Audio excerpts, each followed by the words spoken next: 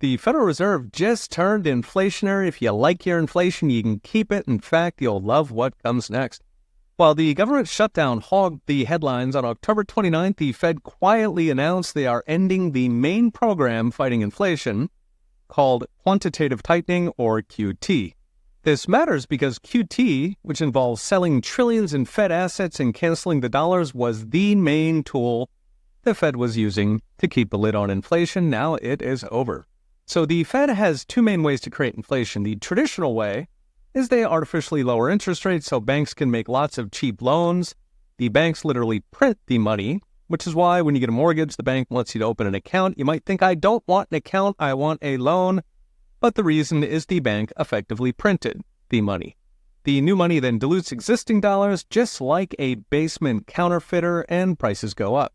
But the Fed started a second way to inflate in the 2008 crisis, where the Fed literally types a bunch of zeros on a spreadsheet, calls them dollars, and uses them to buy everything in sight. Called quantitative easing, or QE, this is fun because it bails out Wall Street, it stimulates the economy into a tissue fire, and it creates inflation. Now, QE is the basement counterfeiter on turbo. In 2008, they printed over $1 trillion in just 2 months. During COVID, they QE'd $3 trillion in 2 months before going on to QE a cool $5 trillion.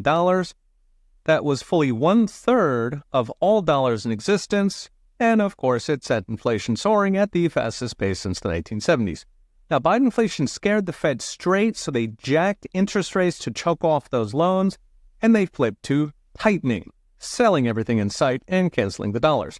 They started with a whopping $95 billion a month, which broke Bidenflation, taking official CPI from 8%, probably 10%, to just over 3%.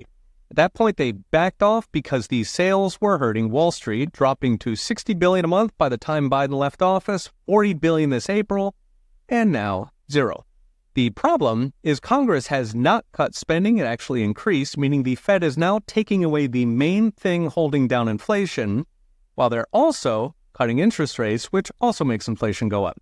All while Congress parties on and Trump brings trillions of investment for reshoring production in the ever-popular AI data centers. These are great for jobs, but they also bid up prices. So it's the perfect storm for inflation, and the Fed just tapped out.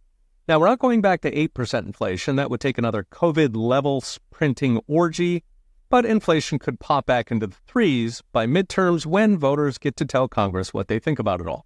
So as next, brought to you by I Trust Capital, the easy way to cut inflation is cut federal spending and regulatory red tape so the money shrinks and the production and competition grows.